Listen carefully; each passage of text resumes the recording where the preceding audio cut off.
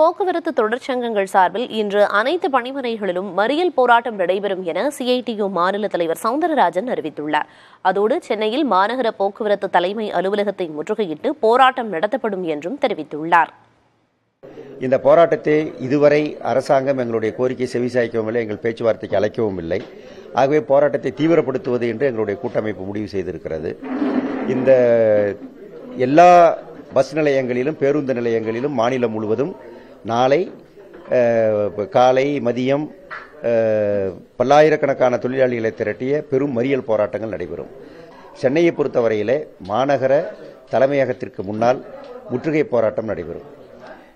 இதற்கு பிறகும் அரசாங்கம் பேசி தீர்க்க முன்வராமல் போகுமானால் எங்களுடைய போராட்டத்தை மேலும் அடுத்த கட்டத்திற்கு நாங்கள் தீவிரப்படுத்த வேண்டியிருக்கும் என்று நான் பணிவோடு தெரிவித்துக் கொள்கிறேன்.